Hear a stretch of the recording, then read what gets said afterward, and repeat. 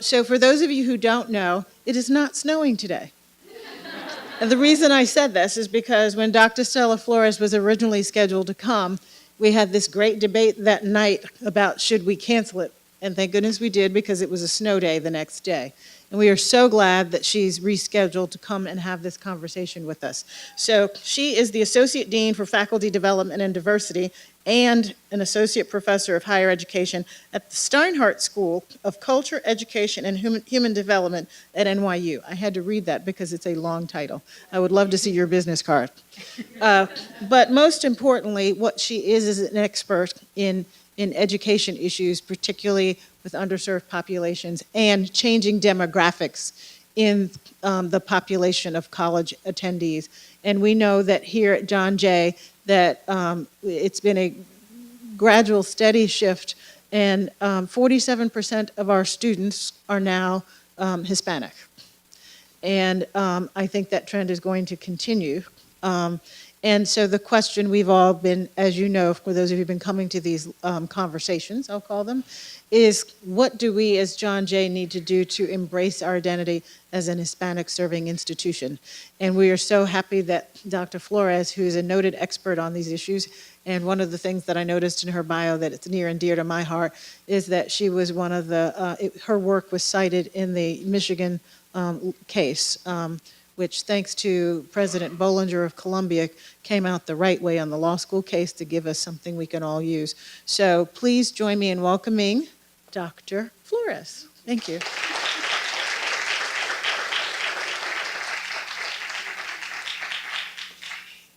Hi, everyone. They asked me not to stand behind the desk because then you can't see me, but you can see me, right?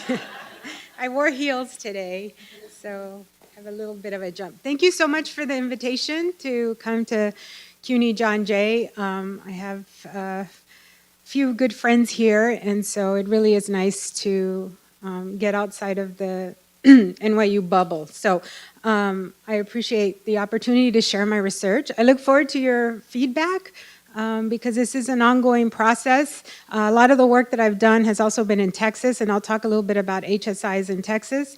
And one of the key lessons is we really have to be conscious of our own landscape, of our own state, of our own policies to understand what are the best solutions, right? How to best inform students and families, how to best come up with policies that are most efficient and effective.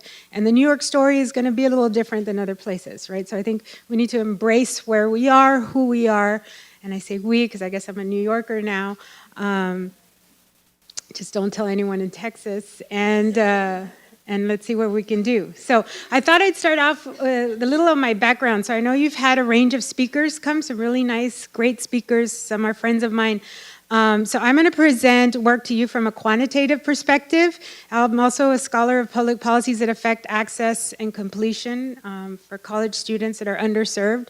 So you're going to see some numbers and some graphs, but I'm hoping that you'll be able to put everything together that you've been able, from the lectures you've been able to go to, and ask some good questions and give some good feedback, right? So I'll become from that perspective. One of the key messages I want to leave with you is when you have a good data system in place that's able to look at students across the trajectory, right? So from kindergarten into college completion and the labor market, you have a real opportunity to understand where to intervene more effectively, right? And I know there's a lot of concerns about data use and FERPA, and those concerns are important, and security measures are really important, and I totally advocate for that.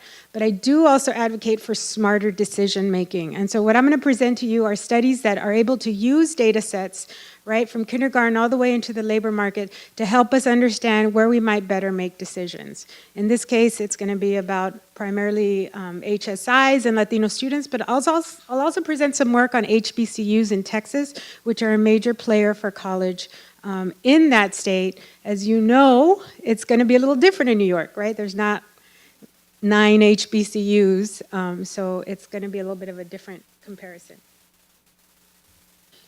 Okay, so I wanted to start with, I know this crowd is familiar why we should focus on Latinos, but it's not always familiar to a lot of people across the nation, right? So we know that more than half of all students in our public schools are non-white. The new majority are Latino students in states such as Texas, California, New Mexico, and many parts of New York. Latinos are the largest population, if not the not only the largest ethnic group, but the majority population in the state for students, right? It doesn't always extend into colleges universities because access rates aren't as good as they should be. But I will tell you, if you're talking about Los Angeles, it's the majority students, not only Latino, but 40% of those students are English learners. It's a whole different ballgame in who we are educating. We know that race, citizenship, and income play a big role in college access within the Latino community as well. And I know CUNY John Jay is doing some of the most updated efforts to help students with vulnerable citizenship statuses. I know that we look to you guys at NYU. I've certainly mentioned a lot of the efforts that you have done here through the work of Isabel Martinez and others on models. I've actually had CUNY students come to my class and teach my students on what to do in terms of rights, protections, and so forth. And they did a wonderful job, by the way. It was really a great course. And then in terms, I talked a little bit about English learners, but then then it's HSIs. And I know you've heard a lot about HSIs, but 5-10 years ago when I started writing about HSIs, I had to convince people, a lot of people, look, if you care about Latino educational attainment, if you care about educational attainment at all in this nation, you have to look at HSIs.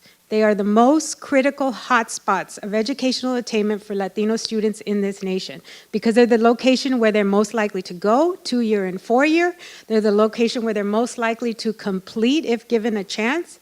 And yet they're kind of this blip on the policy map, right? I've been to conferences where we had, really sophisticated data models and formulas on HSIs, and we were all proud.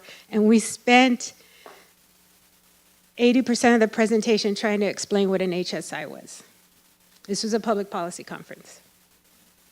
So, while I was feeling quite happy about the complexity of our models, we realized for every audience, you have to start in different places. So, I am grateful that you guys know the importance of it. And that's great for John Jay, but what you're really doing by investing in this is investing in the educational attainment of the entire nation because of where Latinos fall as a demographic participant. All right? Okay, so moving forward. I've talked a little bit about why Latinos are continuing to increase in policy importance and a little bit about advances in research design and data. So people have been writing about HSIs for a while now. But even how we're writing about them has improved over time because research improves over time, right? So it's actually quite exciting to see all the literature develop. And I've talked obviously about them as a key intervention location. So unless there are any questions, I'm going to go ahead and proceed to the rest of the work. This is a map of where New York City school students live in terms of race and ethnicity. And so obviously we know that there are high racial concentrations and segregation in New York City by race.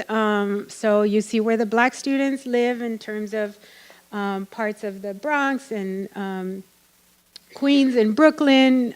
You see where Latino students are concentrated, parts of Staten Island, a little bit in parts of Manhattan, but mostly in the Bronx and other parts of Queens. And then where white students are also concentrated, right? So this is where students live. The school choice process makes things a little bit more complex. Students don't always go close to where they live, but we know Latinos are likely to go to college close to home. So maybe that means they're gonna, if they're in Manhattan, they're gonna stay in Manhattan, I'm not sure. But what it certainly means is they're likely to go to a school in New York City and they're likely to go to a CUNY. And those numbers absolutely bear out. Latinos are the group most likely to attend a CUNY institution in our data, right? More so than whites, Asians, and certainly more than black students. So the way I thought I'd handle the rest of the presentation is thinking about 3 questions on the way to developing an HSI, identity, but also an agenda. How do you move forward, not only in your classrooms, but also as an institution? And I wanted to make it specific to New York City, at least with the data that we have now. And I haven't gotten as far in this work as I have with Texas, but using Texas as a model of what to do and what not to do, we'll talk a little bit about that. And then we'll think about, hopefully as a group, what are we learning about the HSI within New York City with its particular set of data availability, but also the K through 16 policies in place, right? When students come to CUNY John Jay, they don't come without a prior life, right? They bring with them both the opportunities and the inequality that they have lived and survived their entire K through 12, if not longer, because many students obviously come in as adults. Right? So they bring something to the table, and that's what you get as instructors, and that's what we work with. That's what we are obliged and required to work with, and that's our responsibility. Part of that includes the environment of policy that has directed them since kindergarten into college, right? And so the policies in New York City look very different from Texas.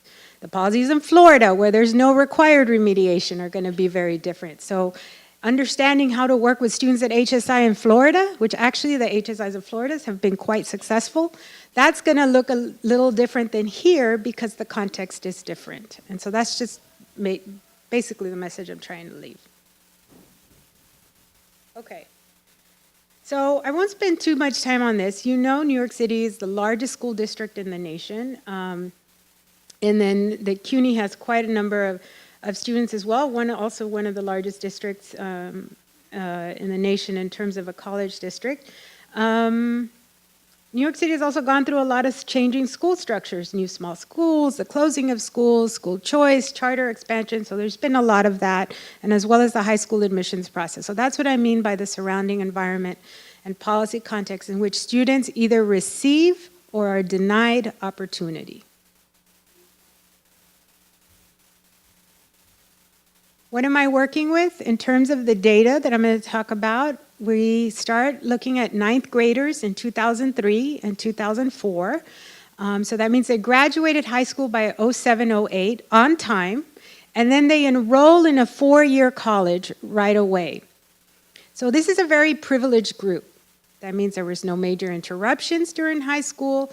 They were able to enroll full-time in a 4-year school. This is already a group that has been able to surpass a lot of barriers, but really is probably quite more advantaged, even if in the sense of not having to deal with major adult disruptions.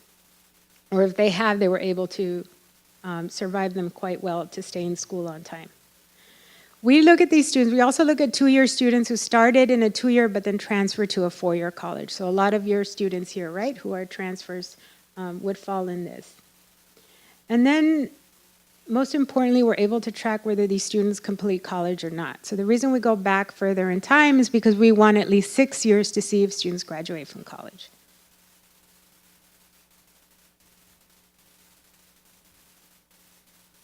In terms of what our data has, and some of you might be data nerds like me, I thought I would present, this is what we account for. This is what the data set allows us to look at.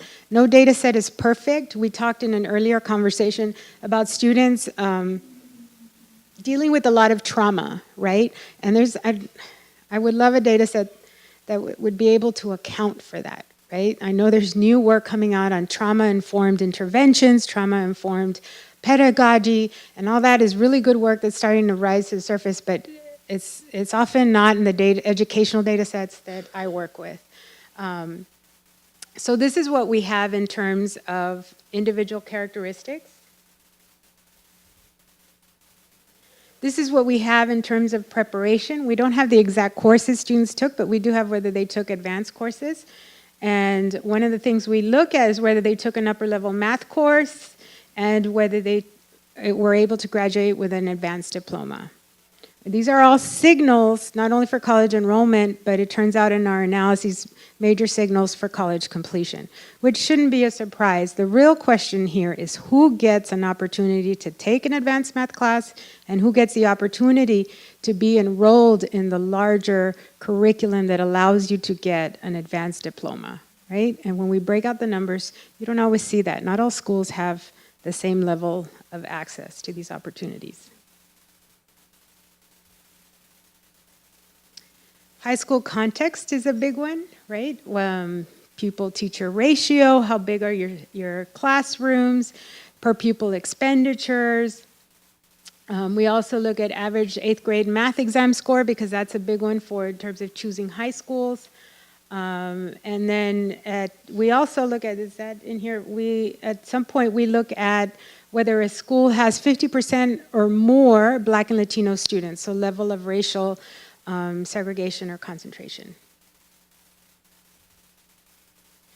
And then we look at the actual college characteristics. What kind of funding do they have? How selective are they? How much per pupil expenditure? So we're trying to account for all these things the literature says are important to understand what matters for college completion and what could be explaining the gap. So this is where they go in Texas. For Hispanic students, much more likely to go to a 2-year HSI followed by a 4-year HSI, whereas Black students are much more likely to go to a 2-year traditional school and then a 4-year traditional school. So the push to HBCUs for Black students is not as large as it is for HSIs, for Latino students at HSIs. And this is what it looks like. So over 60% or almost 60% of Latinos go to an HSI, where only 36% of Black students go to an HBCU in Texas. So when we looked at graduation rates by race, if you look at the orange and the green lines, you'll see that those are some of the lowest rates, and those are the rates for HSIs and HBCUs. So this is where the media sees these reports and says, these schools are doing terrible. We should just shut them down. But this is just a descriptive portrait, and this is what I mean by more evolved scientific design and trying to understand whether schools are being effective in college completion or not. If we were to follow this graph alone and make public policy on it, what do you think would happen?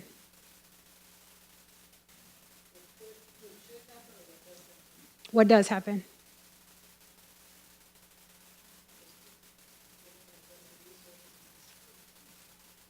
Why invest in these schools if they're failing? What kind of lobbying power would these schools have with these numbers? Now, this is not the final picture, so if you take a picture, don't tweet this out because I haven't given you my punchline yet. All right. So I wanted to see this, to see if this was indeed the case. And because Texas has a great data set, I was able to work some things around it. And so what we wanted to look at was college completion, and so we employed propensity score matching, which meant we found one Latino student two Latino students who were as likely to go to an HSI, or Black students who were as likely to go to an HBCU, and we matched them on these characteristics. So we matched them on gender, the selection variables, the kind of courses they took, the kind of high schools they went to. We tried to get as clear and close a comparison group by race and these characteristics, and then see for the student that went to the HSI versus the non-HSI, how did they do? Right? So this is a way of reducing selection bias and seeing, is that chart that I showed you before, is that the true result? Or if we're able to more carefully design a research method to account for or to reduce selection bias, are we able to see different results? So that's what we did. Yes, ma'am, we had the whole state of Texas. And it cost me a lot of money to use it. And a lot of time and graduate students. So this is basically what we did in terms of Hispanic students and Black students. Then those that went to a 4-year HSI versus a 4-year traditional college university. And then at the end, what we also did is control for the institutional characteristics. So we're not comparing, for example, a Latino student who went to Rice University versus UT El Paso. The institutions are very different. The selection processes are very different. So again, try to equalize comparison groups to the extent possible, because we're not going to randomize. You go to an HSI, you don't go to an HSI. You go to an HSI, right? We're not going to do that.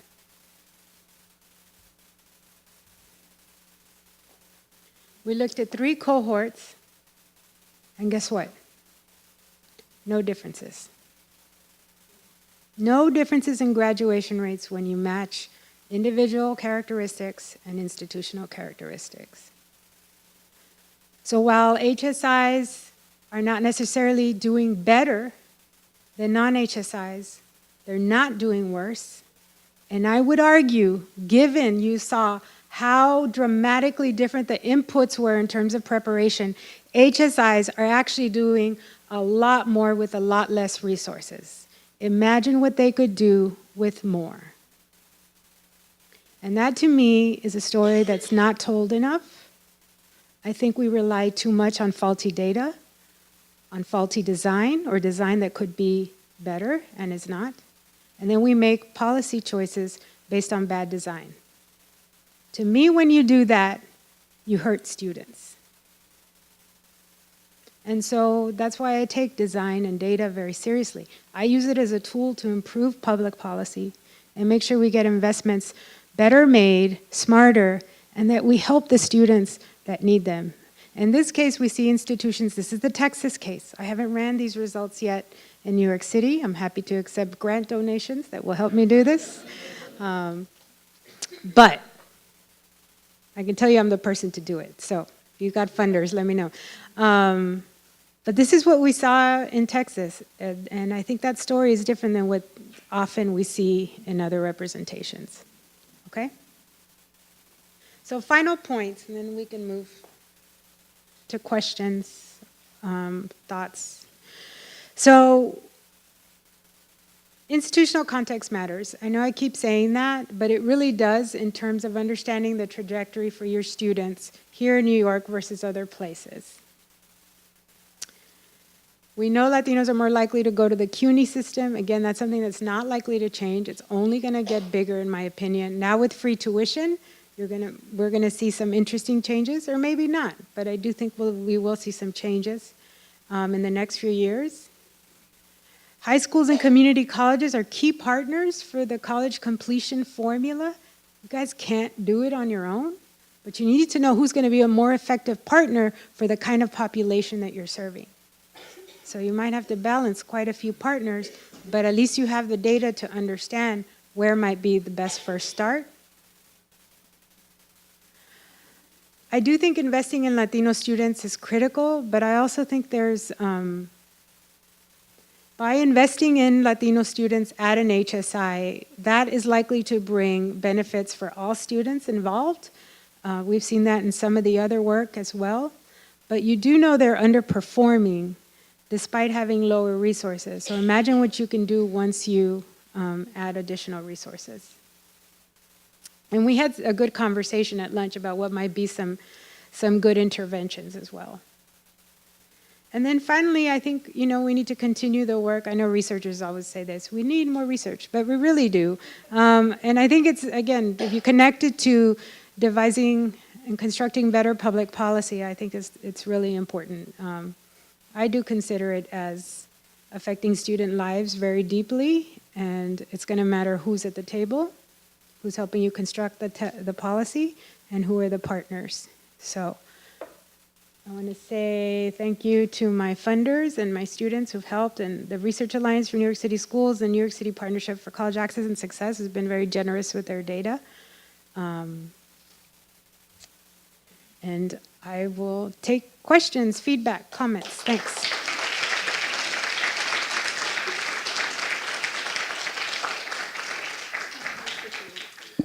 Thank you so much.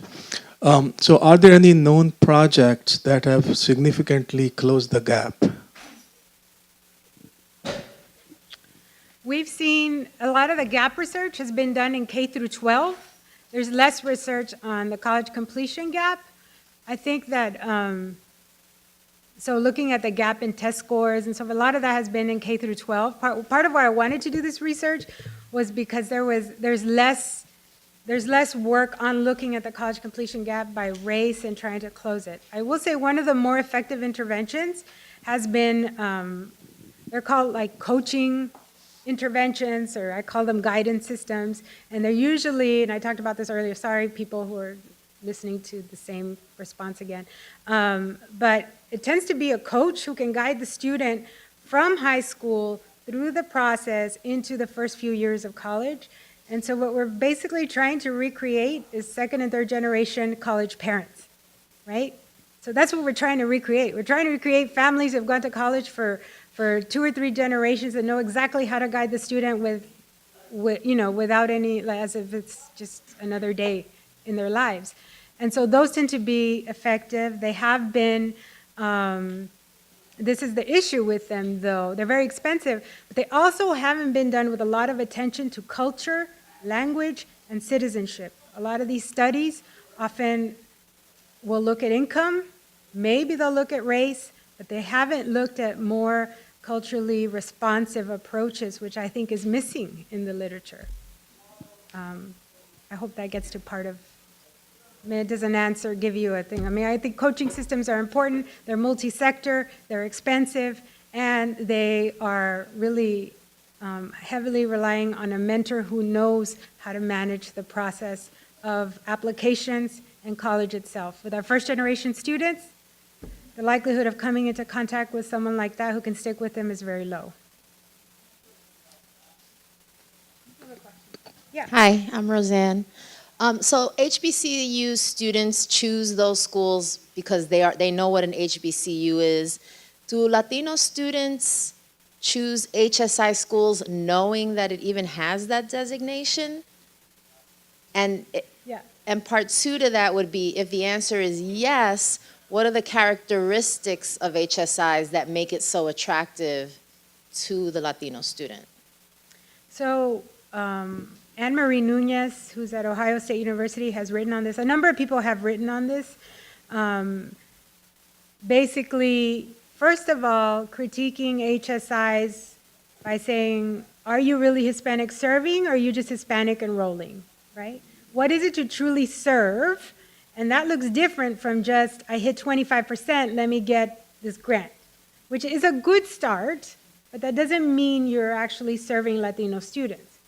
The other thing they've noticed when they interviewed students was a lot of Latinos didn't know what an HSI was. They just know it's close to home, there are other people that look like me, I don't want to leave home, and I don't want to go somewhere where no one looks like me and I'm going to be uncomfortable.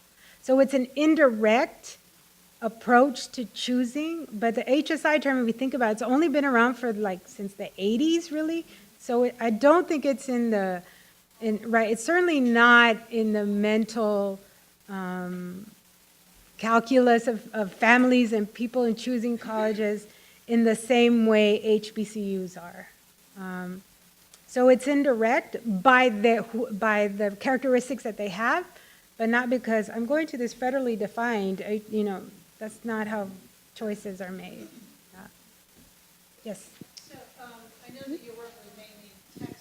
I wondered whether you have any information in Texas about interventions that they may have made at the college level, because I understand that we need to look at the partnerships upstream in terms of improving the success, but while the students are here, and while we're waiting for those partnerships to produce results, I still think there are things we ought to be doing here with the students who are here. And I wondered if you have any data that shows what kind of interventions they're employing now in Texas or thinking about that we can think about here. Yeah, so I get that question a lot. I think the difference is the interventions I mentioned were randomized controls that have a very particular design. I think colleges are implementing interventions every day that don't have the same evaluation tracks. I do think if we know in Texas, I didn't show you all the graphs, but the completion gap there for Latinos, it's outside of racial segregation being a big culprit for college completion, the other one was finances. And so I think for Latinos, the more effective interventions for enrollment and probably completion, they haven't been done as deep into completion, is really financial aid.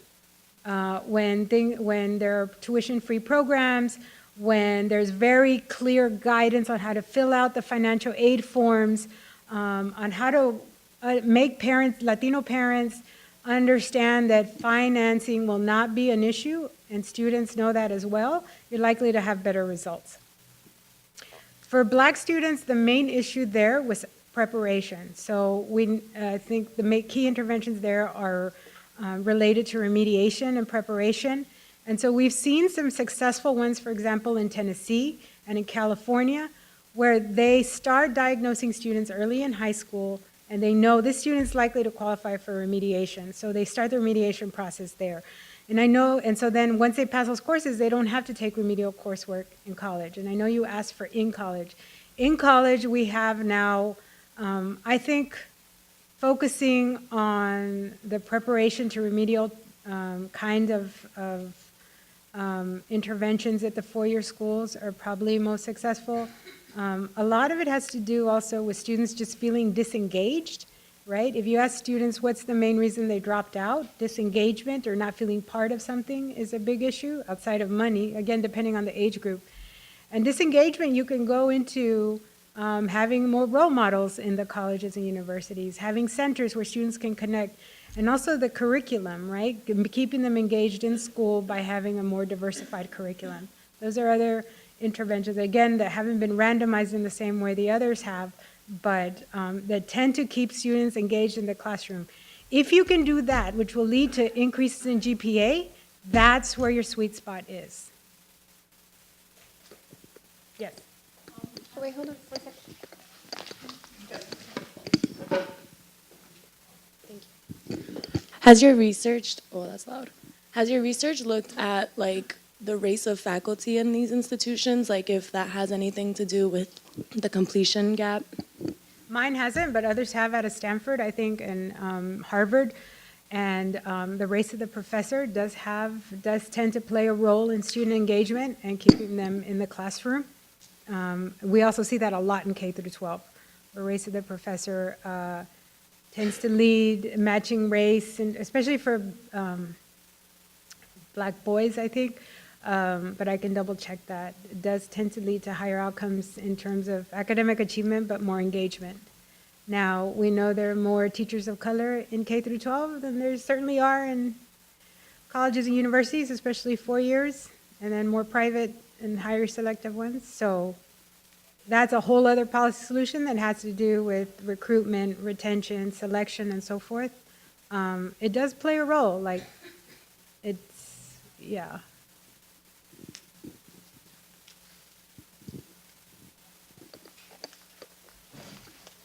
Yeah.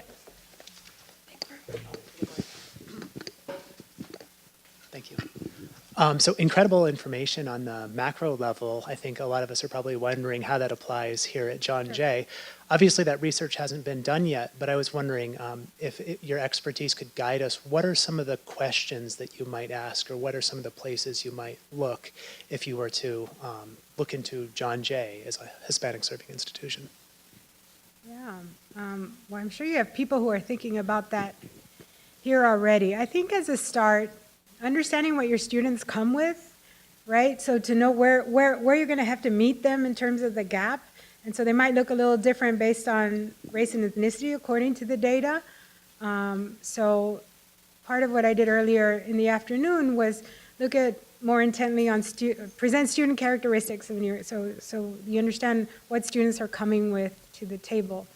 I do think like the largest story of Latino college completion has to do, you're going to have a more varied age group here, right? It's not going to be just first-time freshmen that you're dealing with. So for some students, again, based on age, it's financing is a big one. How are they getting through? Time worked. Engagement in the school is going to be important. Part of that connects to the classroom in terms of diversifying curriculum in a way that engages students. There are different ways to do it for different disciplines. Like, I get questions from the music department. People teaching an opera class as an example. Well, I'm not sure how to help there, but I'm sure we can come up with something, right? So there are different ways to think about it. I think in a college with this kind of specialty, it's so critically important for society. And I think being very clear and honest about the demography of this country and how it's changing and not being afraid of it, embracing it, understanding we're all part of this nation. Is a way to at least start to break some of those barriers. The students know. They go home. They know when you're not talking about something and when you are, I knew it in school. And so there's that. But it's usually three things, which has to do with what they come in with, how to pay for college and keep sustained, and then how to keep that GPA up and get through remediation barriers. Right? Because you're a 4-year, you're going to have less remediation barriers than, say, the 2 years. But they're still there. And, the GPA is such a big signal. And it's a signal for a lot of things happening. But if you can keep that on track and students engaged, you're likely to increase rates. So I hope that helps. I'm happy to think more deeply one-on-one.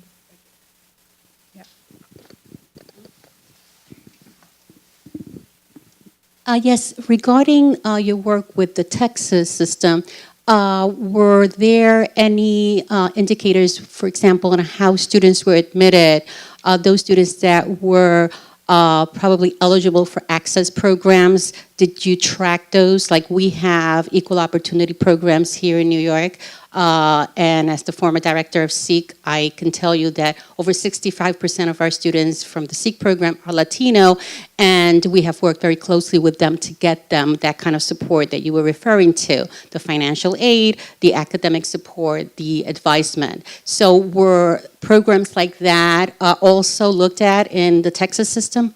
Yeah, that's a great question. And yes, one or two particular programs. So Rodney Andrews from the University of Texas at Dallas, he and his colleagues looked at the Longhorn Opportunity Scholarship at UT Austin, the Century Scholars Program at Texas A&M, which offered aid, mentoring, and tutoring for these students. They were selected in high school. They were given this generous scholarship, and then they were given on-campus services that had to do with keeping them on track with their GPA, making sure the right tutoring, and mentoring, right? The other one I forgot to mention is the mentoring.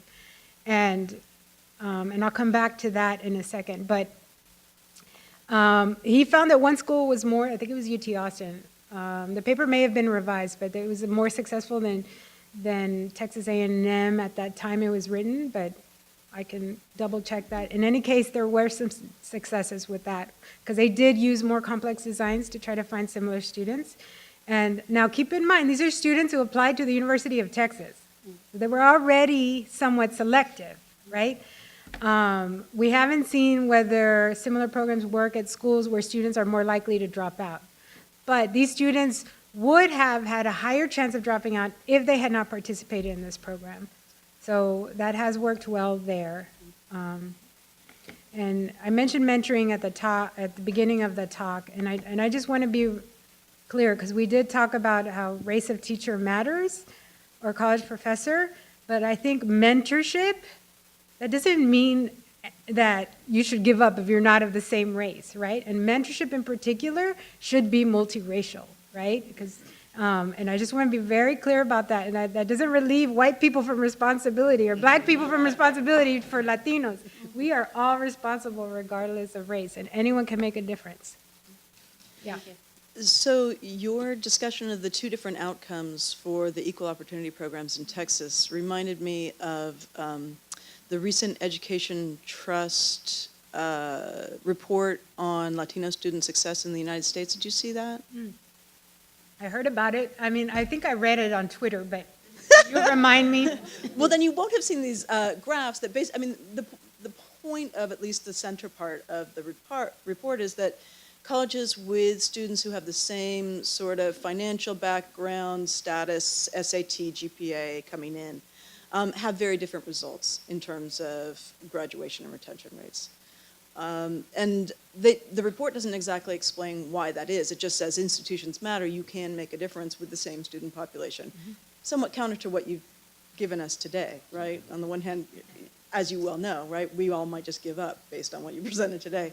But institutions do matter, and I'm sort of wondering if you are familiar with why that might be. My guess might be sort of investments in certain areas and certain kinds of programs. I was hoping you might be able to speak. So why colleges might matter? I'm Well, sorry. I didn't read the report. Right, so why institutions with the same student demographic can have very different outcomes? Right, so, and these are all HSIs. Yeah. So without reading the report, I guess I'm kind of missing something here. I'm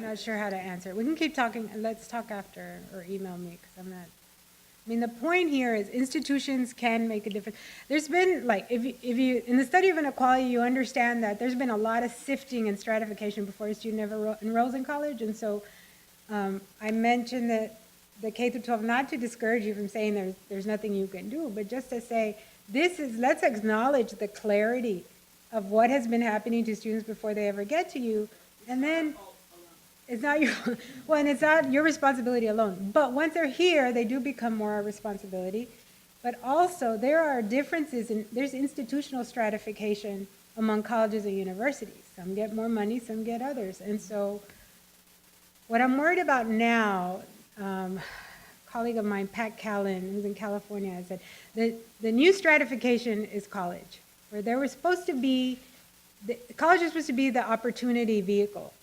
And now, with tuition being so high, institutions looking so different in terms of resources, that's actually the new stratifier in society. And it's the elephant in the room no one wants to talk about. So, yeah, I mean, these are harder times, but you know, that's just the way it is. We have to figure out how to work around it. But this is policy that goes beyond education. So I do have a question, but I want to be clear that the data is helpful. I never have it discourage me. It just shows us where the opportunities are, and you've given us lots of opportunities. But you made a careful distinction between talking about an Hispanic Serving Institution versus an Hispanic enrolled institution. So tell us what the characteristics are of an Hispanic Serving Institution. Yeah. Well, I think probably the colleagues that came before me can talk about it more qualitatively and better than I can. I will say certainly there's, I grew up on the South Texas border where like 90% of people are Latinos, right? And so Pan American, when my mother went to UT Pan American, it's now UT RGV, there were very few Latinos there. And they made her take speech classes. Sorry, do you mind speaking into the mic? Sure. They made her take speech classes because she had an accent, right? And she didn't need speech classes because of any disability. It was just she spoke like a Mexican. So well, I speak like a Mexican. I mean, so now it's what, like 80% Latino, UT Pan American. And as which is now UTRG, as its entire identity is a responsibility that is serving Latino students. It's a border institution. It's had a long time that it's been in that place. It is teams up with other institutions, and they know that as a group of schools serving the border in South Texas, they are the mechanism for educating some of the largest proportions of Latino students, not only in the state, but maybe the nation. So it's almost like a group identity, so to speak. I think, the College of San Jacinto in Houston was not an HSI. It is now, and I think it has learned to be so. But part of that is not only understanding what do students need, but it's making sure, it's like basically an integration procedure. Do you have Latino staff? Do you have Latino leadership? And also, I mean, not just any random Latino, but someone that, you know, understands how to serve Latino students, right? So, you know, it's got to be hire people with care that understand the community, but also how to take advantage of those resources to help everyone in the college. So I think it's almost where we're in, you know, a regional identity for some schools that have historically taken on that. That's as close as you get to HBCUs in Texas, the HSIs in the border. I know less about California, and they have a different racial history there as well, right? So I would argue that there's probably different elements of Latino serving across the different states. What is of interest now to a lot of people are the emerging HSIs. Those we know are about to tip over. And then you have those that have been, but have, you know, haven't quite adopted that identity and are working on it. But I do think you need people at the table, and you need a full integration method. You can't just be a non-Latino staff and only serve Latino students. Like, Latino students need to see role models across the levels. I think I'm one of the only Latina deans at NYU. Like, that's a big deal. Maybe not to them, but I know it is to my community.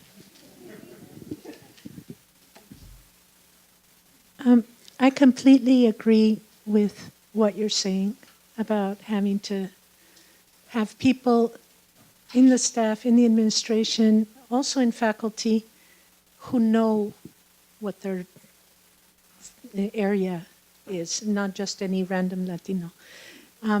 But I wanted to I'm way ask. more direct than I probably should be. No, personally, I really appreciate the directness. But I was wondering, you had mentioned very quickly that the HSIs in Florida were doing very well, and, you know, or something to that effect. And I was wondering if you could talk about what that means. Yeah. Because I still don't really understand how you are seeing an HSI, like how you know, Yeah. other than having the people in place. Right. What is an that's HSI? a fair question. And I will tell you, most of my experience comes from Texas, where most of the HSIs, except for one or two, are at least 60% Latino and have been for decades, versus the newer ones, right? And I will say I know less about the newer ones, and I think that's something we're all working on together. What does it mean to be newer versus, you know, being on the border in South Texas and understanding, right, the value of Latino culture and language and what it means to graduate Latino students, right? The same way HBC, in a similar way that HBCUs do it, but they certainly have a different legacy and have overcome a deeper set of problems. So, yeah, I think in Florida it's somewhat similar. You've had longtime leadership in Florida with Dr. Padron and others that have been very have been national leaders on Latino college success. And maybe that's what I'm trying to say. It's about really putting investments into Latino college success. And to get Latino college success, you need various levels of investment at various levels of analysis: students, faculty, administration, and community involvement. And so I think Florida has had some success. The thing about Florida that I've learned just in the last couple of years, because I also have a data on, I use data in Florida with one of my colleagues, Toby Park, and the Latinos in Florida are doing better than Latinos in other states, in a lot of other states, because they tend to come with different characteristics. Now it's changing, but it's mostly the Cuban population. They have slightly higher college enrollment rates, they have slightly higher income rates, and so it's almost a different population than your average Dominican or your average Mexican, right, in Texas or in New York. So they also have a little bit of higher opportunity, or social capital is probably the better way to say it. But the population in Florida is changing, right? It's not, it's evolving in terms of different Latino demographic groups. So I don't know if that helps answer, but they've done really well in or better than would have thought, or some other places in terms of graduating Latinos. Mhm. I think we're out of time, right? Our next classes start in just a few minutes, so I hope everyone join me in thanking Professor Flores, Dean Flores, for coming. It's been wonderful. Thank you.